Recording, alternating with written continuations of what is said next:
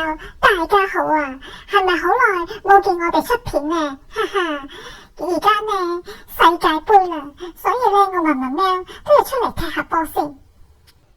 大姐大大啊，又係你話嘅，有冇觀眾都好，我哋都要出片嘅，點解你咁懶噶？搞到我而家連女朋友仔都有埋啦，真係啊！文老弟啊，關我咩事喎？係最近經濟唔好，社號喵心情唔好，所以先唔出片啊嘛。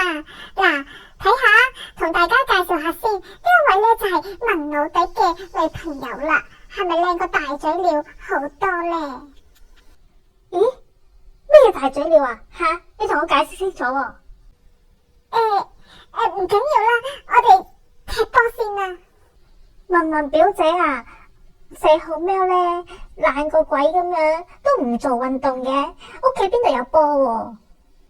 唔怕啊，我見到呢嗰度有一個球體動物啊，睇下我哋可以踢佢噶。有冇搞錯？你哋班人都黐線嘅，我走先啦。哎呀，點算啊？球體動物俾我哋嚇走咗喎，唔緊要，等我用美妙嘅歌聲召喚翻佢出嚟先。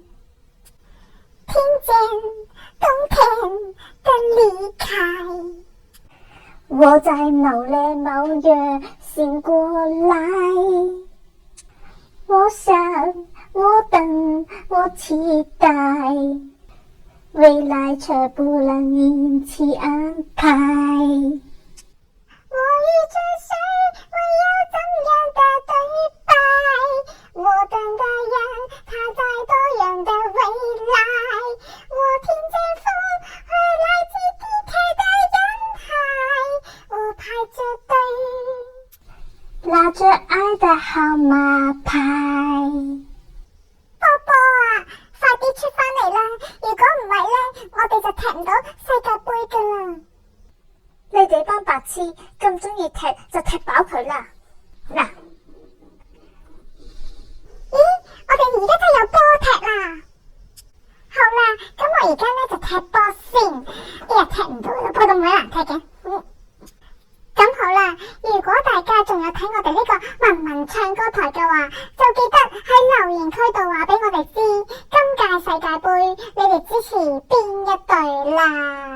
咁好啦，我哋下集再見啦！仲有多謝唱歌仔點歌，佢點咗嘅就係遇見，哈哈。咁好啦，我哋下集再見啦，拜拜。